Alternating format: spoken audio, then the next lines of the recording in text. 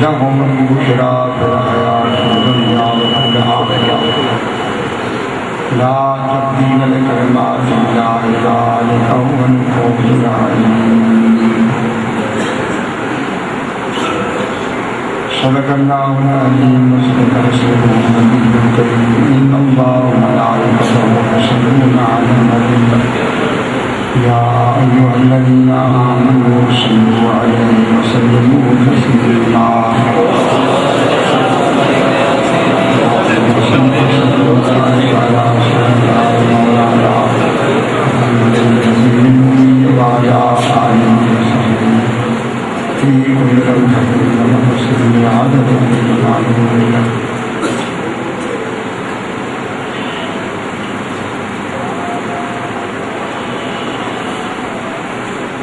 یہ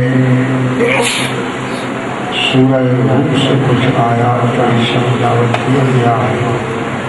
ان آیات کریمہ میں اللہ تعالیٰ نے اپنے مقبول اور محبوب بندوں کا ذکر کیا۔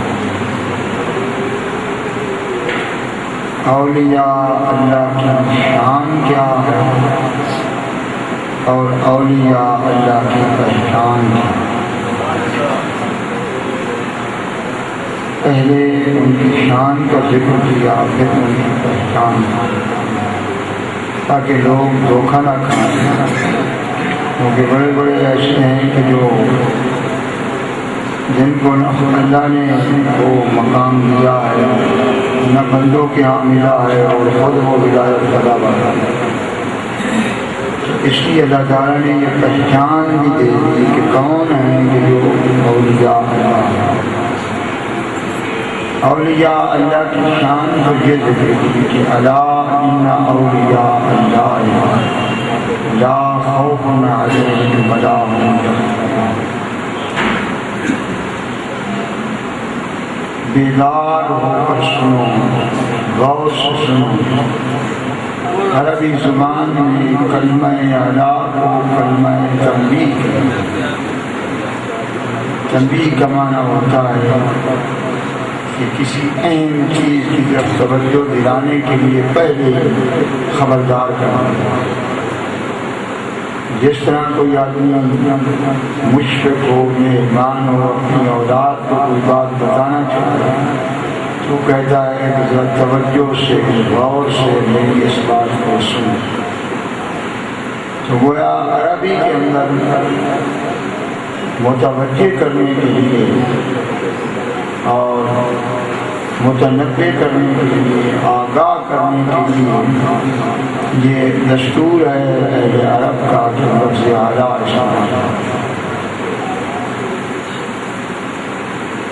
یہ تنبیہ کرتے ہوئے فرمایا کہ جو اللہ تعالیٰ کے دوست ہیں، اولیاء اللہ ہیں، ان کی شان یہ ہے کہ لا خوف علیہم ولا هم یحزنون۔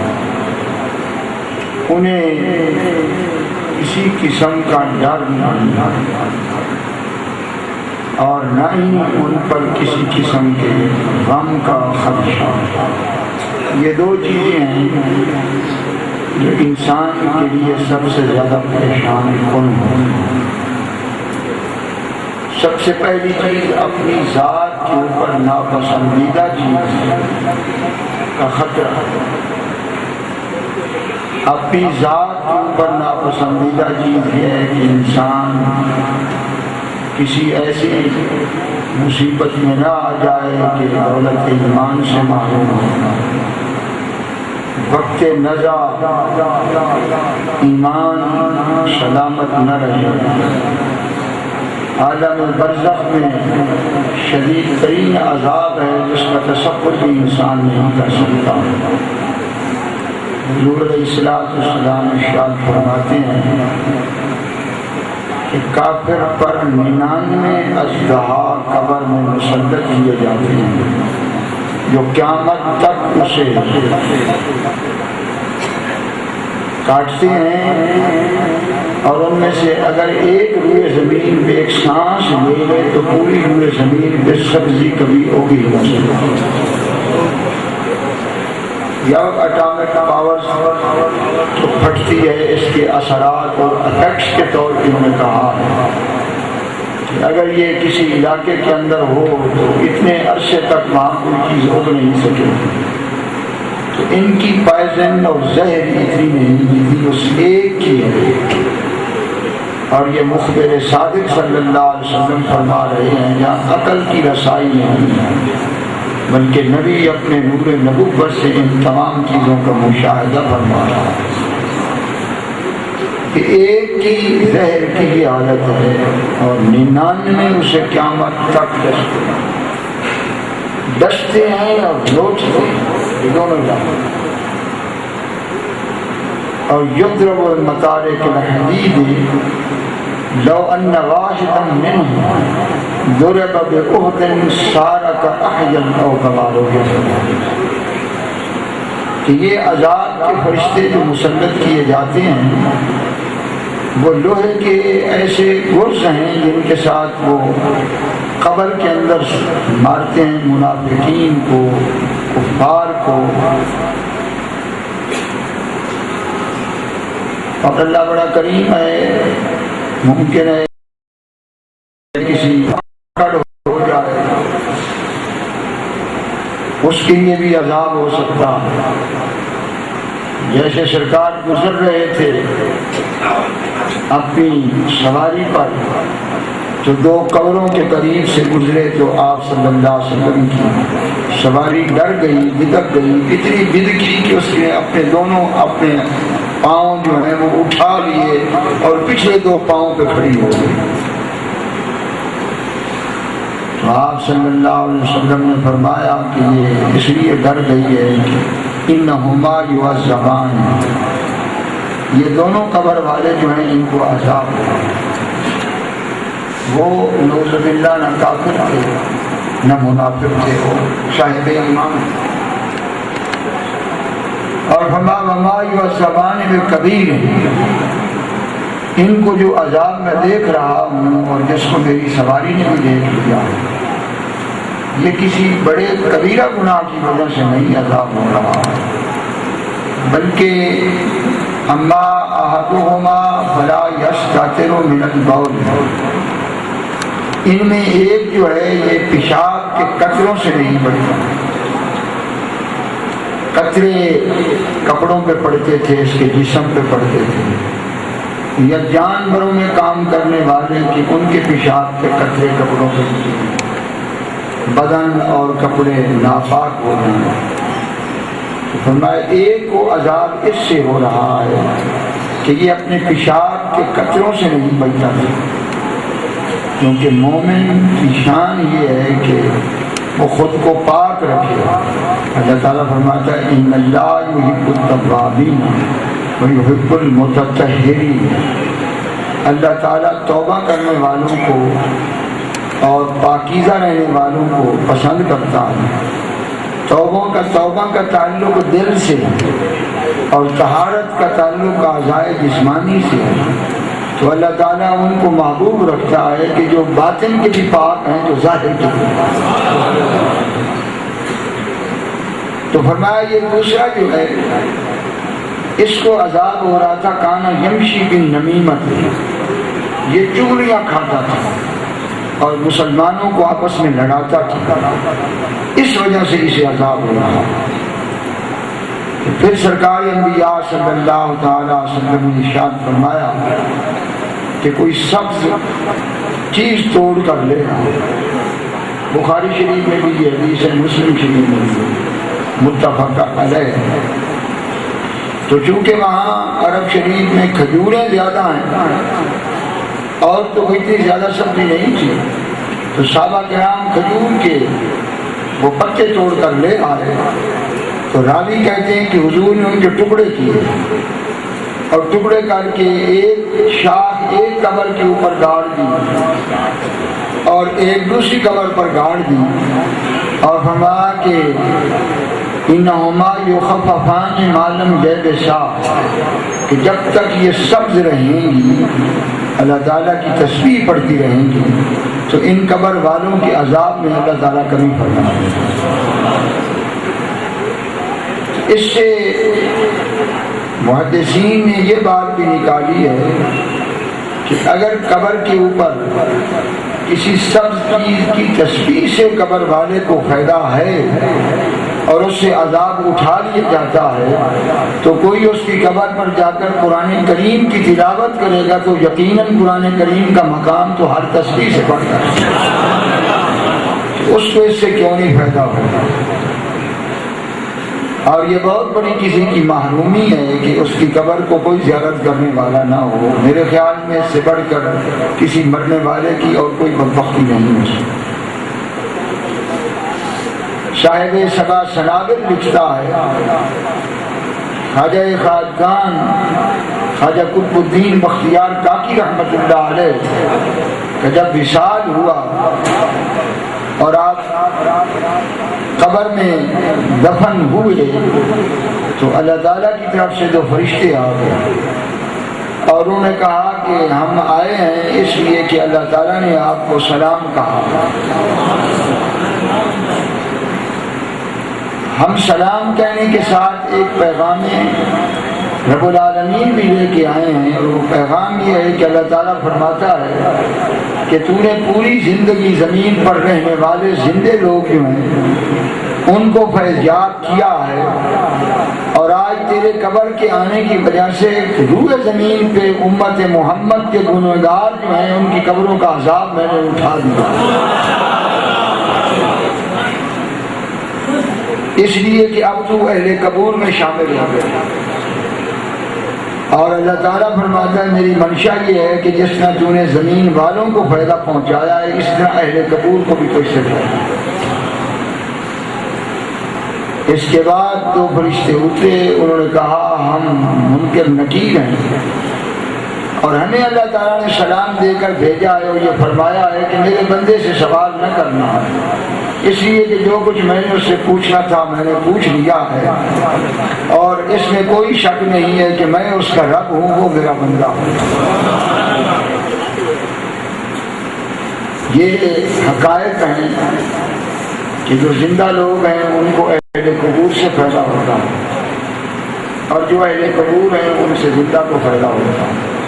مولوی تھانوی اپنی کتاب میں لکھتا ہے کہ قبر کی زیارت کرنے میں دو باتیں یقینی ہیں، یہ وہ مولوی صاحب لکھ رہے ہیں اشرف علی تھانوی صاحب، کہ قبر کی زیارت کرنے والے کے لیے دو باتیں یقینی ہیں، اگر زیارت کرنے والا نیک ہے تو وہ جس قبر کی زیارت کر رہا ہے اسے بخشوا دے رہا ہے، اور اگر صاحب قبر نیک ہے تو زیارت کرنے والے کو وہ بخشوا دے رہا ہے۔ دونوں میں سے ایک بات یقینی ہے، اور تیسری بات وہ لکھتا ہے کہ اس کی کوئی ضرورت نہیں کہ کوئی قبر کی زیارت کرتے ہوئے فیض کی نیت کرے۔ کہتا ہے اگر کوئی دھوپ سے نکلے اور سورج چمک رہا ہو تو اس کو کوئی یہ نیت کرنے کی ضرورت ہے کہ مجھے روشنی ملے؟ تو کہتا ہے اسی طرح صاحب قبر کی حالت ہے، اپنی قبر کے اندر اس کا جو اعمال اور اس کے ایمان کا نور ہے اس سے اس کی روشن قبر ہے، چمک رہی ہے۔ آنے والا نیت کرے یا نہ کرے، جس طرح سورج کی روشنی نکلنے والوں کو میسر ہو جاتی ہے اسی طرح ہر قبر پر آنے والے کو اس قبر کا نور ہے۔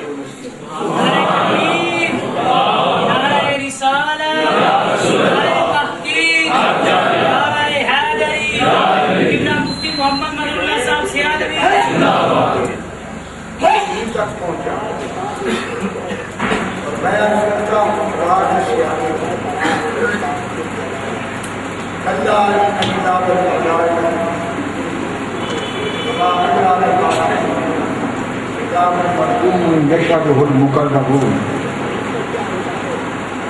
جب کسی انسان کی روح قبض ہوتی ہے، یاد رکھنا انسان دو چیزوں کا مرکب ہے، ایک مٹی اور نطفے سے اس کا وجود لینا ہے جو مادیت کا ہے، اور دوسری روح انسانی ہے جو وجود بشر میں رکھی گئی ہے۔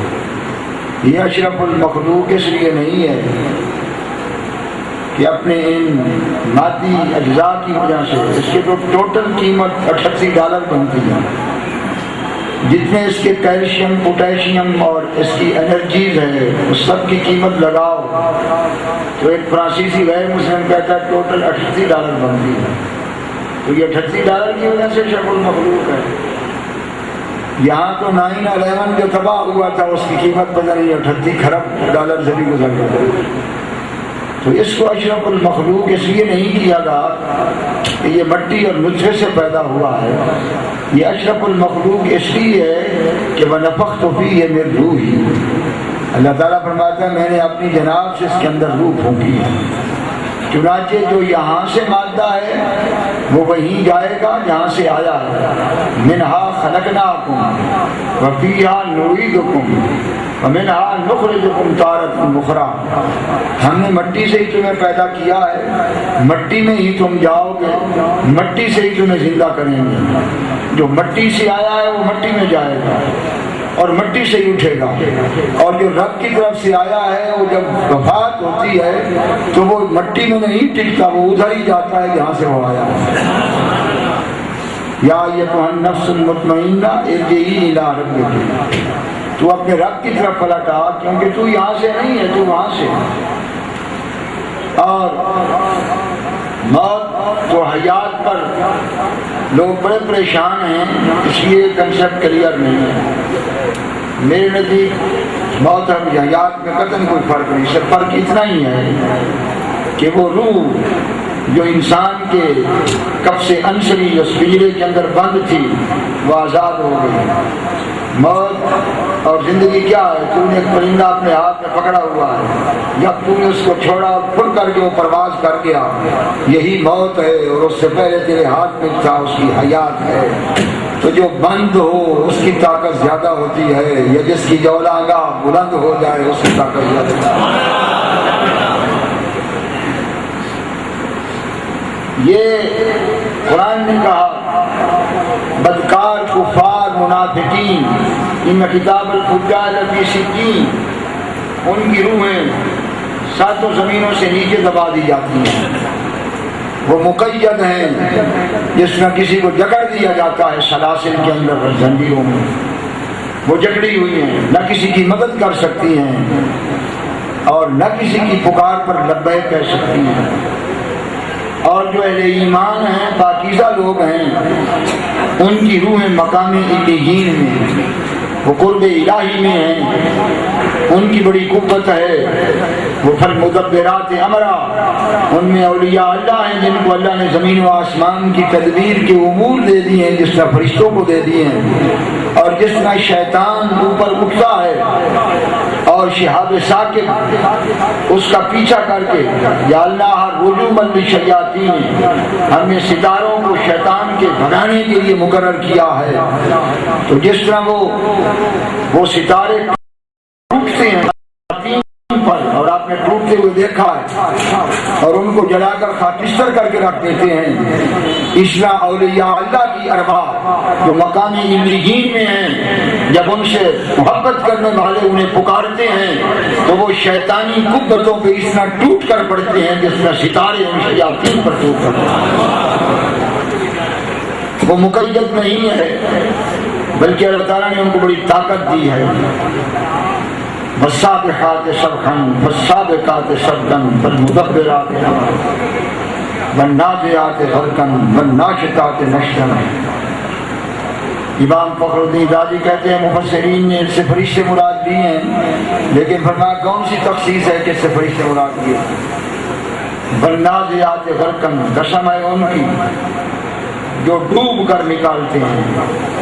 انہوں نے کہا یہ ابتدا ہے صوفی کہ نفس شروع میں خود بخود ادھر نہیں آتا تو وہ ڈوب کر اس نفس کو کھینچ کر اطاعت الہی کی طرف جاتے ہیں.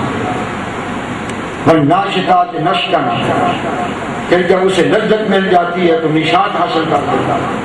تو قسم ہے ان روحوں کی کہ جو خوشی کے ساتھ میری طرف آتی ہیں.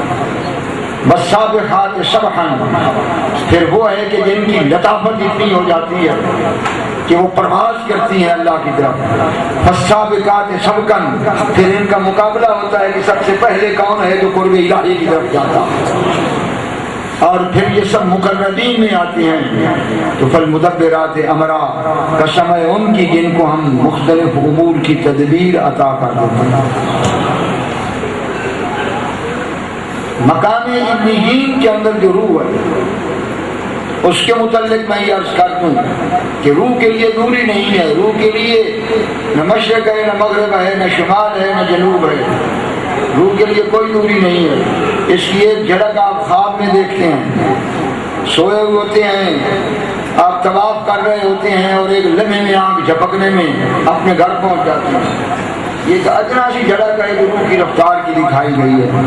جب آپ مریں گے تو یہ روح اپنی پوری طاقت پہ آئے گی، اور جو کچھ عالم رویا میں آپ دیکھ رہے ہیں حقیقتاً آپ کسی طور پر عالم برزخ میں روح کی اس طاقت کا مشاہدہ. تو روح مقام علیین میں ہے، لیکن اس قبر کے اندر جو میت ہے اس کے ساتھ اس کا رابطہ، کیونکہ دنیا میں نفس انسانی سواری کی طرح اور روح انسانی سوار کی طرح، تو اس نے سواری پر سوار ہو کر سجدے کیے ہیں، رکوع کیا ہے، روزے رکھے ہیں. یہ جو کچھ نفس کو وہ چلاتا رہا ہے، روح سوار ہوتا رہا، یہ سواری رہی، اور پوری زندگی یہ سواری نے اس روح کے ساتھ وفا کی ہے. تو روح اتنی بے وفا تو نہیں ہے کہ مرنے کے بعد بالکل ہی اسے چھوڑ دے.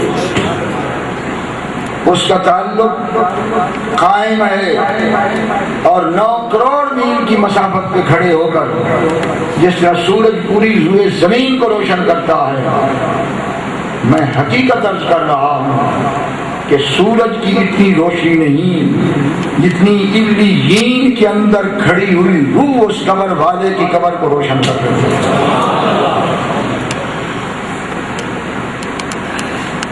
اور یہ چیز اس کو نصیب ہوتی ہے جو اچھے اخلاق کا مالک ہو. سرکار انبیاء صلی اللہ تعالی وسلم نے یہ فرمایا، ادھر دیکھ رہے ہیں ان الابرار لفی علیین، یہ فرمایا کہ یقیناً ابرار جو ہیں وہ علیین میں، مقام علیین میں. اور دوسری حدیث میں ارشاد فرمایا کہ من زار قبر ابویہ او احدہما فی کل جمعۃ کتب برا، کہ جو ہر جمعے اپنے فوت شدہ والدین کی قبروں کی زیارت کرتا ہے، حضور فرماتے ہیں اللہ اس کا نام ابرار میں لکھ دے. کتب برا، وہ لکھ دیا گیا کہ یہ ابرار میں ہے، یہ کبھی بدکار نہیں ہوگا، یہ اس دنیا سے بدکار ہو کر نہیں جا سکتا، یہ اس دنیا سے ابرار ہو کر جائے گا. اور یہ نہیں بات کہ لکھ دیا اللہ نے، کتبہ، جس چیز کو اللہ لکھ دیتا ہے وہ چیز پکی ہو جاتی ہے. تو کتبہ برا چیز کے الفاظ ہیں، اللہ تعالیٰ نے اس کو ابرار میں لکھ دیا. یہ کیا وجہ ہے کہ انہوں نے ابرار کا لفظ استعمال فرمایا؟ اس کی وجہ یہ ہے کہ جس قبر پر وہ جا رہا ہے اس قبر کے اوپر جو روشنی آ رہی ہے وہ ابرار سے آ رہی ہے. ان کتاب الابرار لفی علیین، فرما علیین میں ابرار ہیں، تو پورا عکس ابرار کا پڑ رہا ہے اس قبر کے اوپر. اور جب اس قبر کی زیارت کرتا ہے جس قبر کے اوپر مقام علیین سے ابرار کے انوار کی بارش ہو رہی ہے، تو وہ انوار اسے بھی ڈھال کر ابرار میں کر دیتے ہیں. تو اب بھی تم قبر کے فیض کے قائل نہیں ہو. ایک ان پڑھ سے ان پڑھ آدمی جو اپنے گنہگار آدمی اپنے والدین کی قبروں کی زیارت کر رہا ہے اور اس پر مقامی علیین سے ان ابرار کے انوار کی تجلیاں پڑ رہی ہیں، تو اس میں ڈھال کر ان کو ابرار میں کر دیا ہے، تو اس کا کیا مقام ہوگا جو ولی کی قبر کی زیارت کر رہا ہے؟ اس کا کیا مقام ہوگا جو سید الانبیاء کی قبر انور کا دیدار کر رہا ہے؟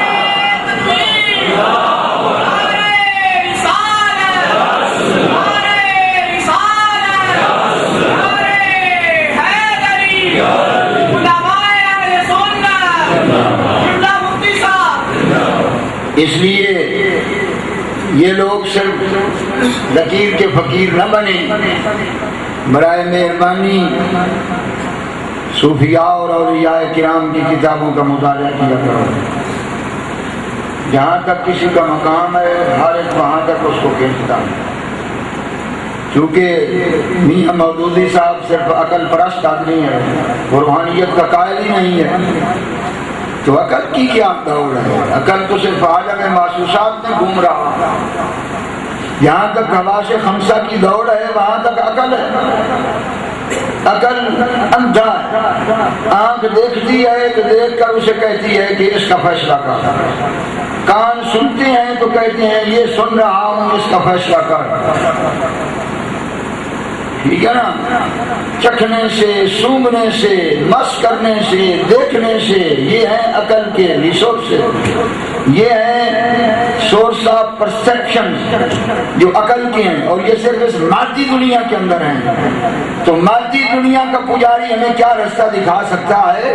یہ روح آئی ہے لامکان سے اور قلب آیا ہے ذات باری تعالیٰ سے، تو جس کے پاس دل نہیں ہے، روح نہیں ہے، اسے عقل کیا راہ دکھا سکتی ہے؟ اسے عقل دنیا کے اندر تو رہنمائی کر سکتی ہے مگر اسے آسمان کے رستے نہیں دکھا سکتی، اسے مالا اعلیٰ کے رستے نہیں دکھا سکتی۔ وہاں تک وہی لے جا سکتا ہے جس کا مقام وہ ہے کہ مکانم لا مقام باشد نشانم لا نشان باشد، قابل تغییر اوصاف تنسق، مولا قابل تغییر اوصاف تنسق، روح باقی آفتاب روشنست، کہ یہ گھٹنا بڑھنا یہ تیرے جسم کی صفت ہے، اور سورج جس طرح ہے اس طرح روح ہمیشہ اپنی ایک حالت پر ہے، اس بے تبدیل لا شکی یتن، بے تبدیلی کے لا غربی یتن، فرماتے ہیں اس لیے کہ اس کی نہ شرق ہے نہ غرب ہے، وہ وہاں سے آئی ہے وہ جہاں کوئی مکانیت اور زمانیت کا وجود ہی نہیں ہے، اس کی خبر تو وہی دے سکتی ہے جس کا مقام وہ ہے۔ عقل کی کیا پتہ؟ یہ سارے حضرات کا عقلی تعلق ہے، یاد رکھنا، جنہوں نے ہزاروں صفحات قلم سے لکھ لکھ کر بھر دیے، ان عقل کے پجاریوں کو کیا پتا کہ عقل اگر رہنمائی کر سکتی ہوتی تو اقرا، سقراط و بقراط، افلاطون مسلمان ہوتے، لیکن اتنے بڑے بڑے سائنٹسٹ، فلسفی اور عقل پرست گتھیاں تو سلجھا کر چلے گئے، کتابیں لکھ کر چلے گئے، لیکن توحید باری تعالیٰ کی ایک گتھی بھی سلجھا نہ سکے۔ وہ نبی ہے کہ جو صرف عقل سے نہیں اپنی آنکھ سے مشاہدہ کر رہا ہوتا ہے، جو فلسفیوں سے حل نہ ہوا اور نکتوروں سے کھل نہ سکا، وہ راز کملی والے نے بتلا دیا چند اشارہ۔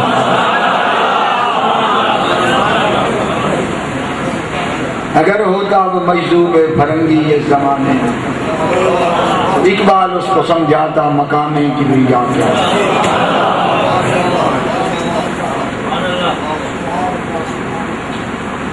عقل والوں کی کیا؟ عقل والے تیری دنیا سے پریشان ہے، عشق والے تجھے ہر رنگ میں پریشان۔ میں نے اپنے حضرت کی زبان سے سنا، آپ فرماتے تھے کہ یہ رستہ بغیر عشق کے کوئی طے نہیں کر سکتا۔ آپ نے فرمایا عقل محجوب ہے اور کثرت دین ہے، یہ مشکل جملے آپ نے کہ عقل حجاب میں ہے اور کثرت دین ہے۔ فرمایا دل وحدت طلب ہے اور دل کی جولاگاہ بہت بلند ہے۔ امام غزالی احیاء العلوم میں فرماتے ہیں، میں نے ایک دفعہ پہلے بھی ذکر کیا کہ ایک صوفی کسی ولی کے پاس آیا اور اس نے کہا کہ حضرت یہ بتائیں مشاہدہ یقین کیا بات ہے؟ مشاہدہ یقین یہ ہے کہ اللہ تعالیٰ پردے ہٹا دے اور کسی کو دل کی آنکھ سے وہ ساری چیزیں نظر آ جائیں جو غیب سے تعلق رکھتے، اسے کہتے ہیں مشاہدہ یقین۔ جیسے اللہ تعالیٰ قرآن کریم میں فرماتا ہے وَكَذَلِكَ نُرِي إِبْرَاهِيمَ مَلَكُوتَ السَّمَاوَاتِ وَالْأَرْضِ وَلِيَكُونَ مِنَ الْمُوقِنِينَ، یہ ہے مشاہدہ۔ تو انہوں نے دائیں طرف رخ کیا اور کہا کہ حضرت یہ بتائیں کہ اس سوال کا کیا جواب ہے؟ پھر انہوں نے بائیں طرف رخ کیا اور کہا جواب دیں اس کا کیا جواب ہے؟ مشاہدہ یقین کیا ہے؟ پھر دل کی طرف اپنے دل کی طرف توجہ کی اور کہا کہ جواب دو اس سوال کا. تو جو سامنے آدمی بیٹھا تھا اس نے کہا جی مجھے سمجھ آ گئی، بتانے کی ضرورت نہیں، مجھے مسئلہ سمجھ آ گیا. امام غزالی اس کی تشریح کرتے ہیں، فرماتے ہیں کہ اس ہستی کا مقام اتنا بلند تھا کہ دائیں کندھے والا فرشتہ بھی ان سے ہم زبان تھا، کیونکہ فرشتہ روح سے مخلوق ہوا ہے، اور جب روح انسانی مقام روحانیت میں اپنی علائشوں سے پاک ہو کر اپنے جوہر اصلی پہ ہو جاتی ہے تو وہ جن سے ملائکہ میں سے ہو جاتی ہے، اور ان کے ساتھ فرشتوں کی گفتگو ہوتی ہے. تو انہوں نے کہا کہ یہ سوال میں جواب اس کا نہیں دے سکتا. انہوں نے پھر بائیں کندھے والے فرشتے سے کہا کہ آپ جواب دیں. اس نے کہا میں بھی نہیں جواب دے سکتا. تو پھر انہوں نے دل کو کہا. تو امام غزالی کہتے ہیں کہ چونکہ ان کا دل ہر وقت اللہ کے حضور میں حاضر تھا، اس لیے دل نے اس سوال کا جواب تو دے دیا، لیکن دل نے یہ غیرت گوارا نہیں کی کہ میں اپنی بات زبان کو بتاؤں اور زبان آگے ذکر کرے. زبان کمزور آلہ ہے دل کی نسبت، تو دل نے اٹھا کر سامنے بیٹھے ہوئے کہ دل پہ دے مارا.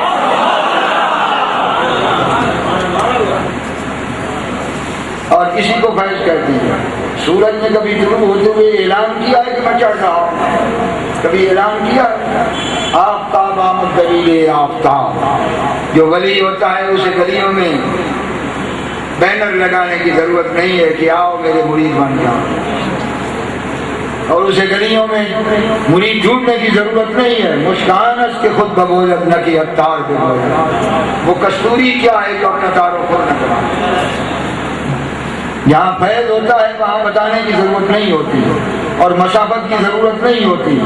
بڑی بڑی ایسے عقدے ہوتے ہیں جو اولیاء اللہ کی توجہ سے کھل جاتے ہیں. اب تو ٹیلی پیتھی کے سارے مسئلے ہی حل کر کے رکھ دیے. ٹیلی پیتھی کو چھوڑ یہ ریموٹ کنٹرول کیا ہے؟ مجھے بتاؤ، جواب دو. یہ کیا ہے ریموٹ کنٹرول؟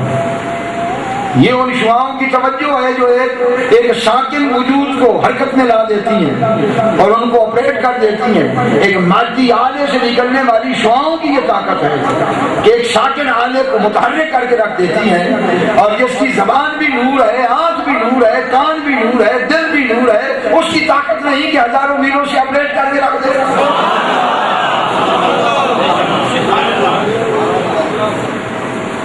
نہ ہی حقیقت انسان کو سمجھا ہے، نہ حقیقت اسلام کو سمجھا. اسلام صرف چند عبادات کے مجموعے کا نام نہیں ہے، ہر چیز کی ایک تاثیر ہے. ان سجدوں کی بھی تاثیر ہے، رکوع و قیام کی بھی تاثیر ہے، کلام الہی کی بھی تاثیر ہے، اس محبوب کی زبان کی بھی تاثیر ہے.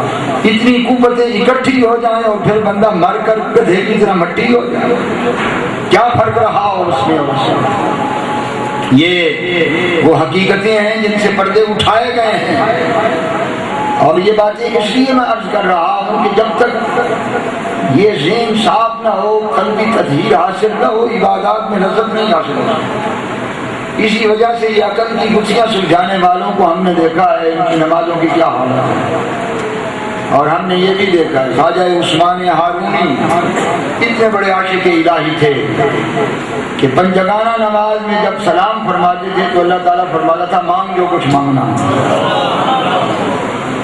آپ فرماتے تھے میں تجھی کو مانگتا ہوں، میں تجھی سے تجھی کو مانگتا ہوں. تو اللہ کریم فرماتا تھا کہ میں نے وہ تجھے عطا کر دیا اور وہ وقت قریب ہے کہ تو فقط میرے جمال کا ہی دیدار بتا رہے، کچھ اور مانگ. تو فرماتے کہ میں التجا کرتا ہوں کہ حضور کی امت کی بخشش فرمائے. تو ہر نماز پر صاحب سبا سنابل سید عبد الواحد گرامی آج سے 500 سال پہلے وہ سبا سنابل میں لکھتے ہیں کہ ہر نماز پر یہ آواز آتی تھی کہ 6,000 گنہگاران امت محمد صلاۃ تو بخشیدام، کہ میں نے 30,000 حضور کی امت کے گنہگاروں کو تیری نماز کے صدقے بخش دیا.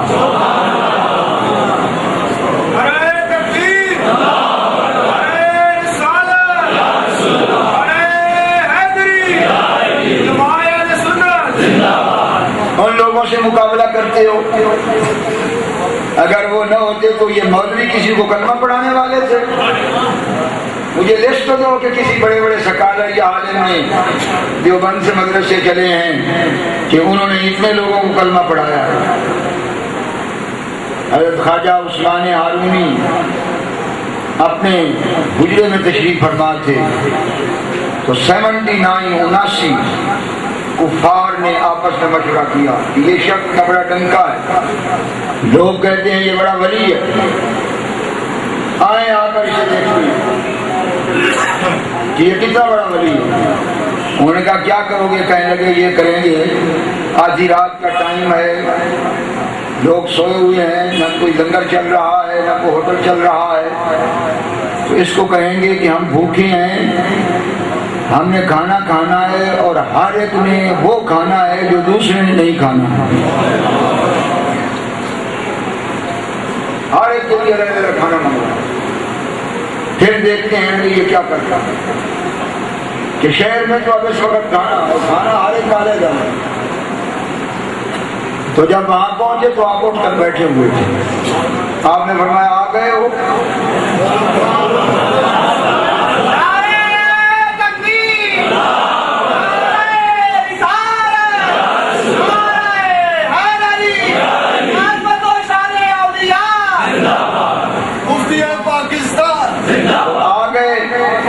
آپ نے فرمایا کہ ہاتھ دھو لو،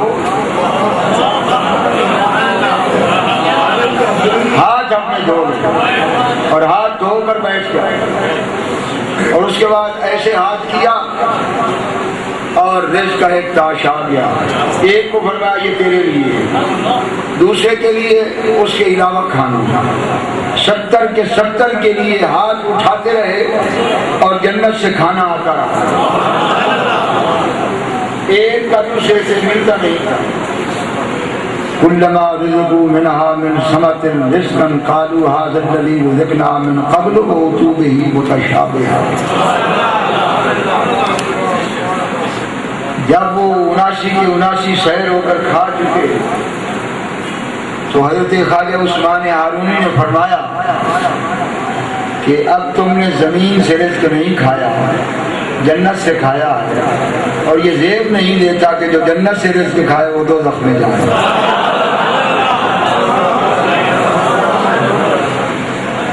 تو ایسا کرو جس کا رزق کھایا ہے اس پر ایمان لے آؤ۔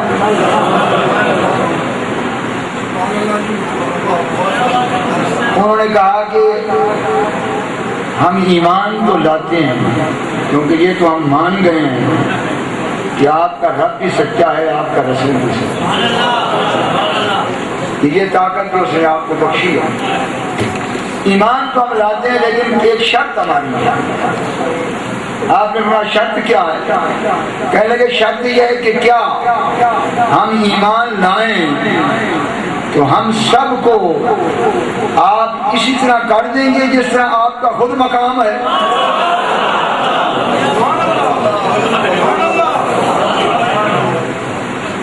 یہ کسی کی طاقت ہے؟ لوگ بستر اٹھا کر دھکے کھا رہے ہیں اور ابھی تک الف بے تصور کی نہیں ہے۔ تو آپ نے فرمایا کہ میں تو ایک گنہگار آدمی ہوں، میرا کیا مقام ہے، میرا رب اس پہ قادر ہے کہ مجھ سے بھی زیادہ تمہیں درجات دے۔ وہ ٹوٹل جتنے تھے سب نے کلمہ پڑھا، آپ کے ہاتھ پر بیعت کی، اور صاحب سبا سنابل لکھتا کہ جو بیعت کر کے ہٹتا تھا تحت سرا سے عرش اولا تک اس کے پردے اٹھتے جا رہے ہیں۔ اور جب 79 کے 79 بیعت کر چکے تو فرمایا اب بتاؤ۔ انہوں نے کہا کہ جی ایسے لگتا ہے کہ ہم اندھیرے سے نور میں آ گئے ہیں، اب تو ہمیں کوئی دنیا کی چیز ہے ہی نہیں کہ جو نظر نہ آ رہی ہو۔ تو ایک لمحے کے اندر کفر کے زنجیروں کو توڑ کر ایمان میں لا کر درجات بلکل درجات مما عملوا، ان درجات پہ پہنچا دیا کہ ان مٹی کی چٹکیوں کو آسمان تک پہنچا دیا۔ دم عارف نسیم صبح دم ہے۔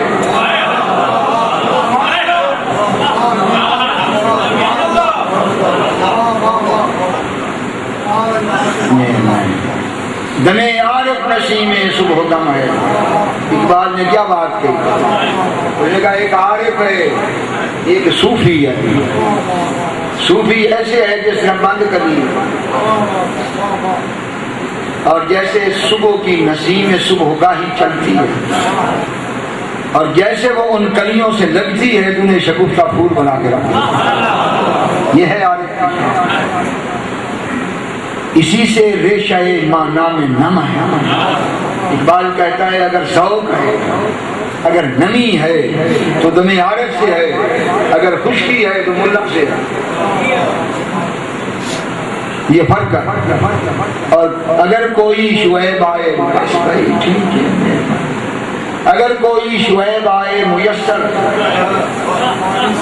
اقبال کہتا ہے اگر کوئی شعیب آئے میسر، شبانی سے کلیمی دو قدم ہے.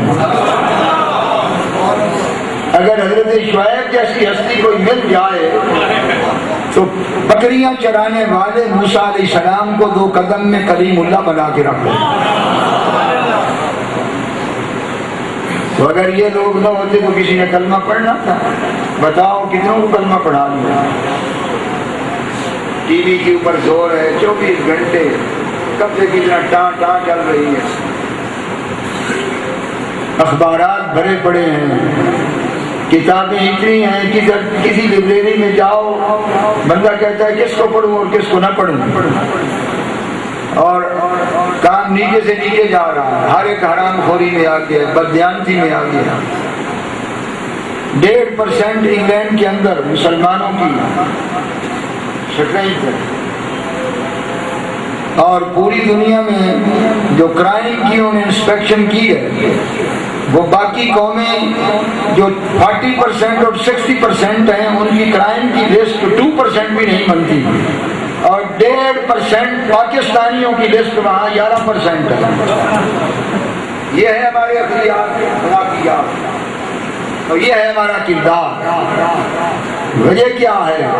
ہم نے خانقاہی نظام کو توڑ دیا، ہم نے صحبت صالحین سے قطع نظر کر لیا، ہم نے علماء حق کی صحبت میں بیٹھنا چھوڑ دیا. ہم نے کہا صوفے سیٹ پہ بیٹھ کر خود کتابیں پڑھیں گے اور اس میں سے جو کوئی سمجھیں گے خود اس کا نتیجہ نکالیں گے. تو موچی کو اگر بٹھا دیا جائے کہ تم MBBS ڈاکٹر کی ڈیوٹی دو تو پھر وہی کچھ حشر ہوگا کہ کسی کا پیٹ پھاڑے گا اور کسی کو کچھ کرے گا. وہی معاملہ ان کے ہاتھوں میں آ گیا ہے کہ زاغوں کے تصرف میں ہے شاہی کا نقطے. تو اگر کوئی یہ سمجھتا ہے کہ اس دور میں ایسی صحبت نہیں ملتی تو وہ ان اولیاء اللہ کی کتابوں کا مطالعہ تو کرتا ہے. ہمارے بزرگان دین فرما گئے ہیں کہ اگر کوئی صحبت صالحین حاصل کر سکے تو ان ملفوظات کا مطالعہ کرے گا تو اسے ہماری صحبت نصیب ہو جائے گی. ون سائیڈڈ کیوں ہوتے ہو؟ وہ بھی مطالعہ کیا ہے، ان کا بھی مطالعہ کر کے تو دیکھو کہ ان کا رنگ کیا.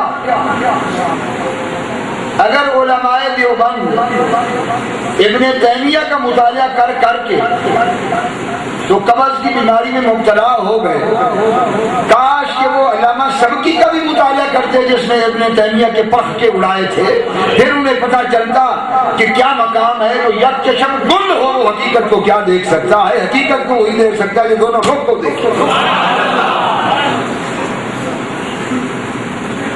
خواجہ معین الدین چشتی اجمیری علاقہ سبزوار سے گزر رہے تھے. شام کا وقت قریب تھا، سفر تھا، کچھ غلام بھی ساتھ تھے. وہاں ٹھکانہ کرنا پڑا رستے میں. فرمایا کہیں سے آگ ڈھونڈو. سامنے وہ آتش پرست تھے جنہوں نے آگ جلائی ہوئی تھی. ان کے پاس خادم گیا، اس نے کہا کہ آگ دے دو. نے کہا ہم تو یہ آگ نہیں دیتے، تم مسلمان ہو، ہمارا یہ خدا ہے، ہم تمہیں نہیں دیتے. وہ واپس آ گیا تو خواجہ غریب نواز اٹھ کر تشریف لے. اس کا بیٹا بھی ایک ساتھ بیٹھا تھا جو ان کا سب سے بڑا ہیڈ تھا، آتش پرستوں کا پادری کہہ لو یہ لوگ۔ آپ نے فرمایا کتنی مدت ہو گئی اس کی عبادت کرتے ہوئے؟ اس نے کہا کہ 60 سال، جیسے بھی زیادہ کچھ مدت بتا۔ فرمایا 60 سال میں تو نے اسے سجدے کیے ہیں، اس میں چھلانگ لگا کے دکھا ذرا یہ تجھ پر کتنی مہربان ہے۔ تو اس نے کہا کہ یہ سی وصیت ہے جلانا۔ تو فرمایا اچھا تیرا خدا ہے کہ تو 60 سال اس کے لیے قربانی دے رہا ہے اور وہ تیرے لیے ایک صرف کی قربانی نہیں دے سکتا۔ آپ نے اس کے بیٹے کو اٹھایا اور بہت بڑی آگ بھڑک رہی ہے، اور اٹھا کر اس آگ میں چھلانگ لگا کر کہا قلنا یا نار کونی بردم و سلاما علی۔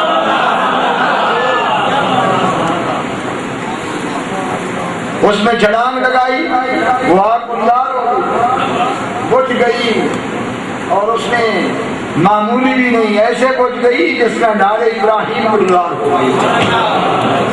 اس وقت وہ اٹھا آپ کے قدموں میں گر گیا۔ 700 اس کے پیروکار اسی وقت کلمہ پڑھ کے مسلمان ہو گئے۔ یہ ہے اولیاء اللہ جو چلتے چلتے رستے میں لوگوں کو کفر سے نکال کر اسلام۔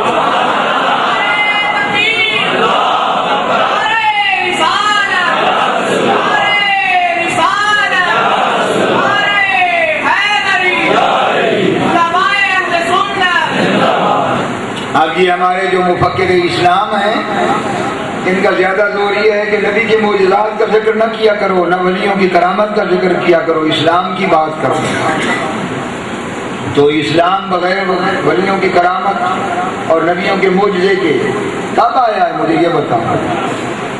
کردار اپنی جگہ، لیکن قرآن کہہ رہا ہے کہ وَلَقَدْ أَرْسَلْنَا رُسُلُنَا بِالْبَيِّنَاتِ کہ ہم نے کوئی رسول بھی نہیں بھیجا مگر اس کو معجزات دے کر بھیجا۔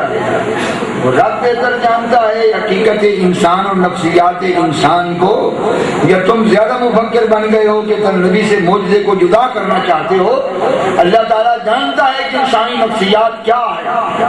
وہ انسانی نفسیات میں یہ قوت نہیں ہے کہ وہ حق کو دیکھ سکے، یہ نبی کا معجزہ ہے کہ جو ظلمت کو پانچ پانچ کر کے نور میں بدل کے رکھا۔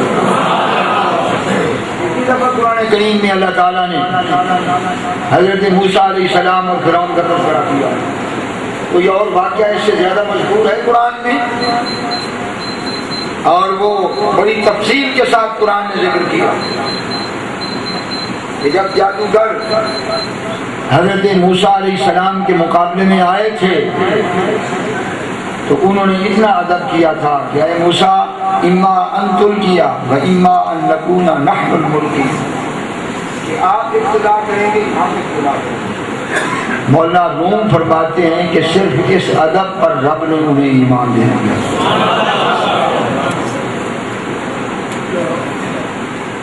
اور موسیٰ علیہ السلام فرما رہے ہیں یلقوا ما انتم ملقون، کہ تم ڈالو جو کوئی ڈالنا چاہتے ہو۔ فالقوا حبالهم وعصیهم وقالوا بعزت فرعون انا لنحن الغالبون، 500 من کی رسیاں انہوں نے ڈالی اور وہ اژدہا بن کر بکھر گئے۔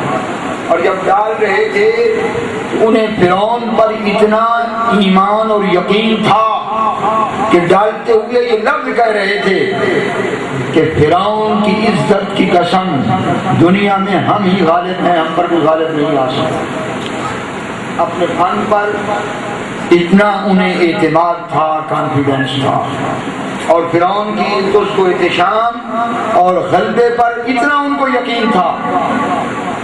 ہم تو کام سے پہلے بسم اللہ الرحمن الرحیم پڑھتے ہیں تو وہ یہ کہتے تھے، یہ جملہ کہتے تھے، انہوں نے کہا کہ فرعون کی عزت کی قسم، بعزت فرعون انا لنحن الغالبون، انا بھی تاکید کا، لا بھی تاکید کا، فرعون کی عزت کی قسم یقیناً یقیناً ہم ہی غالب ہوں گے، یہ تھا ان کا عقیدہ۔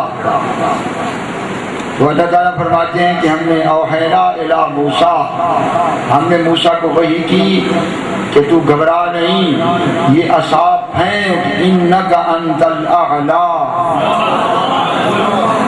ہم نے تجھے بلندیاں دی ہیں، تو سب سے اعلیٰ۔ تو سب سے اعلیٰ ہے۔ 500 من کی رسیاں اژدہا تھے جن کو موسیٰ علیہ السلام نے عصا پھینکا تو ایک ہی دفعہ اس نے سب کو نکال دیا۔ 500 من رسیاں تو تھی نا یار۔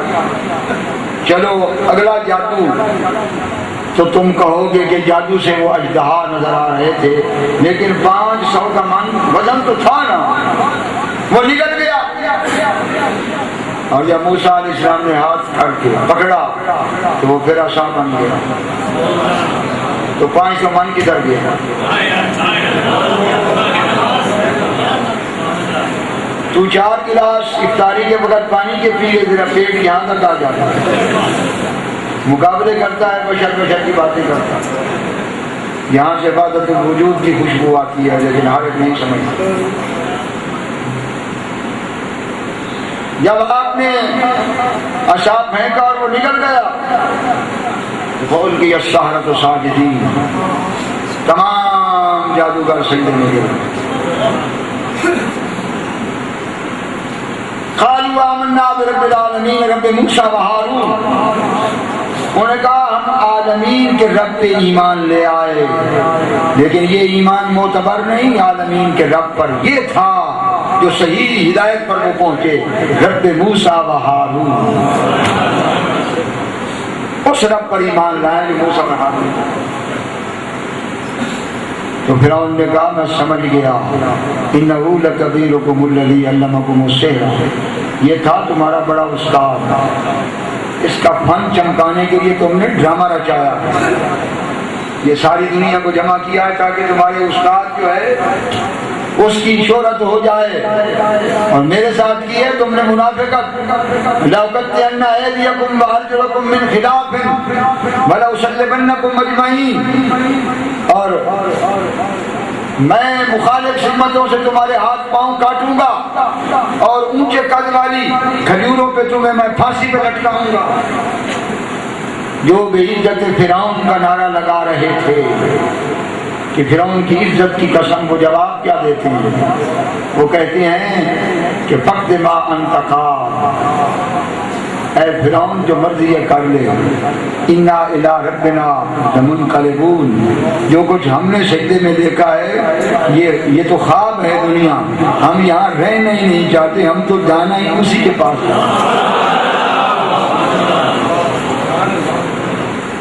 اتنا جلدی کبھی کسی کی ضرورت ہٹی ہے؟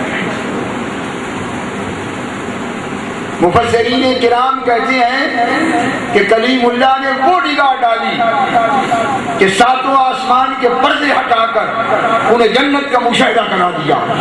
سجدہ زندگی میں ایک ہی انہوں نے کیا ہے، کوئی سجدہ نہیں کیا، ایک ہی سجدہ تھا جو انہوں نے وہاں میدان میں کیا۔ ان کے ہاتھ پاؤں کاٹ دیے گئے اور ان کو سولی پہ لٹکا دیا گیا، لیکن چمکتے ہوئے چہروں کے ساتھ اور دمکتے ہوئے چہروں کے ساتھ انہوں نے سولی کو قبول کر لیا، اور ان کی زبان پر یہ لفظ تھے انا نطمع ان یدخلنا ربنا، ہمیں حسرت اس بات کی ہے کہ ہائے پچھلی زندگی ہم کہاں رہے اندھیروں میں بڑھا۔ اسے کہتے ہیں شرح صدر، فمن شرح اللہ صدرہ للاسلام فهو علی نور من ربہ، جس کا سینہ اللہ کھول دے وہ پھر اللہ کے دیے ہوئے نور میں ہوتا۔ ہاتھ کٹ گئے، پاؤں کٹ گئے، سولی پہ چڑھ گئے، لیکن نشانے مرد مومن پر تو گویا جو مر غایت تبسم پر لگے۔ الموت جسر یوصل الحبیب الی الحبیب، موت ایک پل ہے جو یار کو یار سے ملا، اور وہ یہی کہتے ہوئے گئے کہ انا الی ربنا لمنقلبون، ہمیں یہاں رہنے کی ضرورت نہیں، تو کر جو کچھ کرنا چاہتا ہے۔ یہ ہے جب معجزہ جس کا تو کہہ رہا ہے، تو کس نے تقدیر بدلی ان جادوگروں کی؟ کس نے تقدیر بدلی ان یہودیوں کی کہ جنہوں نے کہا، حضور نے کہا تو ہی جا کر اس درخت کو کہہ دے جو جڑوں سے اکھڑتا ہوا قدم مصطفیٰ پہ آ گیا، اور حضور پر نبوت تو ختم ہو گئی، لیکن قیامت تک حضور میں امت میں ولایت جاری رہے گی، اور جس طرح حضور کے معجزات کی حد نہیں، اس طرح حضور کی امت کے ولیوں کی کرامات کی حد نہیں۔ اللہ تبارک و تعالی کرم فرمائے اور کسی ایسی ہستی سے اللہ ہمیں نور نصیب فرمائے۔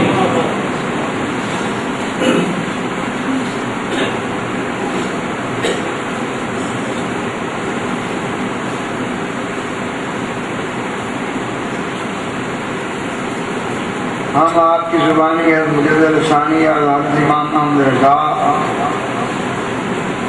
سننا چاہتے ہیں کہ آپ نے فرمائیں، اس سے لوگوں کو شک دور ہو جائے گا۔ اگر کوئی ولی اللہ کالے کپڑے ہی پہنتا ہو اور اس کے سوا اور کوئی کپڑا نہ کرتا ہو تو اس کے آگے بیعت ہو جائے گی۔ ایک تو یہ ہے کہ یہ اس قسم کے مسئلے امام میں مت لیا، خواص کا کسی ایک نقطے کے اوپر اختلاف، کوئی ایسا اختلاف نہیں ہوتا جو نقصان دے۔ امام شافعی امام مالک کا اختلاف ہے، امام احمد بن حنبل امام اعظم کا اختلاف ہے، اس کے باوجود وہ اختلاف امتی رکھتے ہیں۔ شیخ مجدد کا بھی بڑا مقام ہے، اولیاء اللہ میں شیخ مجدد جو ہیں وہ مقام ہیں کہ فرماتے ہیں کہ دوسرے آسمان پر میرے رب نے میری میزبانی اور دربار رسالت کے حاضر باش ہیں شیخ مجدد، اور چند لمحات کے اندر ان کے مکاشفات کی وہ شان ہے کہ جو کوئی آنکھوں سے نہیں دیکھ سکتا وہ اپنے دل کی نور بصیرت سے وہ چیزیں دیکھتے ہیں۔ مولانا احمد رضا خان صاحب جیسا عالم اور عاشق نہیں پیدا ہوگا، کیونکہ عالم عاشق ہو جائے تو ولی ہو جاتا ہے۔ عالم کے لیے عاشق ہونا بڑا مشکل بات ہے، عالم بہتوں کے عاشق کم ہے، اور جہاں علم کے ساتھ عشق اکٹھا ہو جائے سمجھ لو یہ رب کی عطا ہے، اور یہ مولانا احمد رضا خان کی شان ہے۔ علم کے میدان میں بھی میں نے اتنی حسین تحقیق بہت کم کی جو مولانا کی۔ یہ شہباز علم ہے جو شخص 13 سال کی عمر میں وہ فتویٰ لکھے کہ پورا ہندوستان کی علماء جو فتویٰ لکھنے سے آگے جا رہے ہیں، اور جب کہتے ہیں مجھ پر پہلی نماز فرض ہوئی تو میں نے پہلا وہ فتویٰ لکھا۔ تو یہ علم تو عطا ہو سکتی ہے، یہ کتابوں سے، کتابیں تو اور بھی بہت سے لوگوں نے پڑھی، اس لیے یہ ہمارے دونوں ہستیاں محبوب ہیں، شیخ مجدد بھی ہمارے محبوب ہیں اور اعلیٰ حضرت بھی محبوب ہیں، اور ان کے محبوب ہونے کی وجہ یہ ہے کہ یہ حضور سید عالم کے امت کے محبوب ولی ہیں اور عالم ہیں۔ اور یہ کھیلے نہ نکالا کرو اور نہ دل کے اندر کسی قسم کا بوجھ رکھا۔ یہ ایک دفعہ تاریخ چل پڑی تھی، گوجرانوالہ میں میرے حضرت کو دعوت دی گئی کہ آپ خطاب فرمائیں، تو آپ نے خطاب میں فرمایا کہ پیر حضور سید عالم کی ذات اقدس ہے اور ہم چاروں سلسلے پیر بھائی ہیں، اور آپ نے فرمایا کہ کسی سلسلے کے بزرگ کے متعلق اگر کسی کے دل میں بغض ہوا تو اس کے خاتمہ خراب ہونے کا خطرہ ہے۔ یہ میرے حضرت نے فرمایا، یہ صرف عقلیات کی طرف نہ جاؤ، اچھا گمان کرو اہل ایمان کے ساتھ، بالخصوص جو ہستیاں جن کی بڑی خدمات ہیں ان کے متعلق تو دل میں کسی قسم کی چیز نہیں آ رہی۔ حاضر بن جبل رضی اللہ عنہ فرماتے ہیں پہلے آسمان پہ اللہ تعالیٰ نے ایک فرشتہ مقرر کیا ہے جو ہر اس بندے کی نماز کو نیچے پھینک دیتا ہے جس کے دل میں مسلمانوں کا بغض ہو، اور جو اللہ تعالیٰ کے پیاروں کا بغض رکھے گا اس کی نماز کہاں اوپر جائے گی۔ اس لیے بھائی ہمارے سینے صاف ہیں اور یہ سب ہمارے محبوب ہو، ہمارے مقبول ہیں، اور اللہ تعالیٰ ہمارے سینوں کو صاف رکھے، جیسے قرآن میں ہے ربنا اغفر لنا ولاخواننا الذین